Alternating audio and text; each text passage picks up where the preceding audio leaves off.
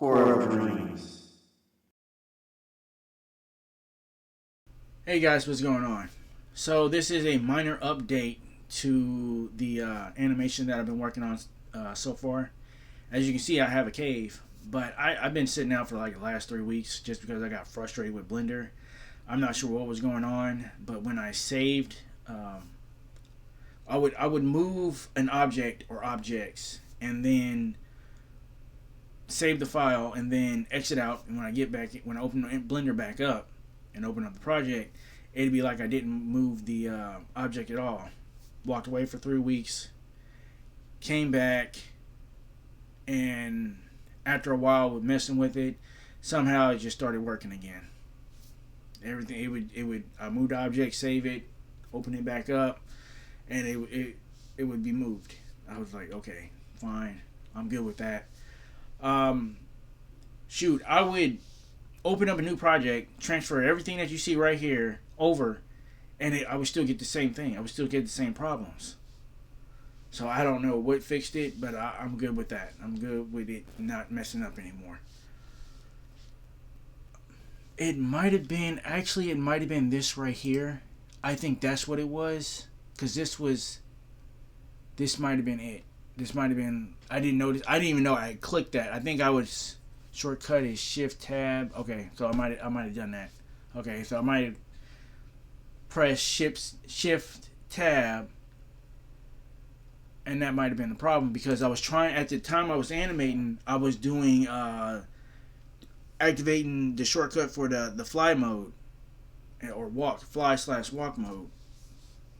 So that might have been a problem. What do you know? But yeah, I've learned a couple of things. I've learned how to do the fly/move, and I've learned a little bit about lighting. So I was able to adjust the lighting both inside and outside the cave, if you can believe that. And I've learned about the power of the wattage. So I've got everything adjusted the way I want to. I'm gonna have to figure out. I'm gonna have to learn more about lighting in Blender, because there are some serious tricks I didn't know about. I didn't know you can set the lighting to a negative ratio, and it basically subtracts light, as someone was saying in their video. Didn't know that. But yeah, everything's where I want it. This isn't the best cave, but it'll do. Obviously, you can see I still got some more work to do, but I'm probably going to say forget it. Like I said, this is going to be a rough animation, but it'll be okay. It'll be less than 5 minutes long, and who knows where I take it from there. I think I told you that I put a light source in the cave, because I made an extra object. It's a lamp, so more messing with lights. All I have to do left is animation and voiceover. I'm not going to have sound effects in there. I think I'm going to have a hard enough time just trying to do the voiceover and animation. I think that's the way I have to do it. I think that's going to take enough of my time. And there was going to be next to no sound effects anyway, so I'm not too much worried about how it's going to come out all in the end. Right now I have this thing in viewport mode, so that's the reason you don't see everything. I don't want to ruin anything for you guys. Another tip I want to say for Blender is make sure you up your undo steps. This will come in handy later on, even if you're learning a tutorial or learning how to use Blender. Make sure you go into, the first thing you want to do when you get Blender is please go through a tutorial on first things to do before you start on Blender. That'll come in insanely helpful, whether you're like, I'm using 2.90, but even if you're using something before this or after this, it'd be a good idea to go in there. They might have upped the undo steps, I'm not sure. Change your save preferences and all that stuff. But another thing you want to do, save often. If you're doing a tutorial, they can go through with no mess ups. You might miss a step somewhere, and then you try to undo the step, and who knows, maybe you might be able to undo the step, maybe only go so far, maybe you might accidentally click a key. You'll be glad you saved before doing any of that stuff, because you'll be able to just exit out. Or what is that? You can go to revert. Yeah, recover, or I think it's revert, which goes, reload the save file. Right. So you'll be able to use that, and then you'll be able to go back to the save file without exiting out of Blender. I gotta keep remembering that. Without having to exit out of Blender. Those are the only two things I have. On a different note, I would want to say learn a skill. Maybe you have a hobby or whatever, but learn a skill. You don't have to go to college and learn some of these skills that are out here. You can look on YouTube and find a whole slew of skills. Come in handy later on. You can have a skill before you go to college.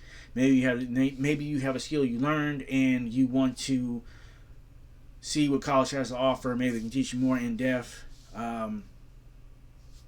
It's insanely useful. I wish I was doing Blender 10 years ago. I know I had started, and I started a tutorial, but then I got frustrated and I quit, or it was too much. But it now coming back to it, it's a lot easier. I didn't have that many problems. I don't have that many problems. Well, I guess 10 years ago would be 2014 by now. So it'd be 2016. So eight years, pretty much. Who knows where I'd be at if I had stayed on it instead of getting frustrated and just quitting. I also want to pursue. I want to get to pursue programming and drawing. Basically started, but I have yet to actually get really in depth with it. Programming is definitely harder, just because I actually haven't started on anything. I'm like reading, but I haven't tested anything to make it concrete. So that's going to be something else, trying to do that. I just need to find some type of motivation. I also want to get into soldering. That's a useful skill. Learning a skill, very important. It could be something that you don't think is a skill, or maybe you might have a knack for something, and you could learn that. I'm not sure. And then you didn't know if it was a skill or whatever. But having maybe something you do as a hobby, and you can just go ahead and take that seriously. I'm not sure. There are things that you wouldn't think is a skill, and they are a skill. So that's my 2 cents on that. I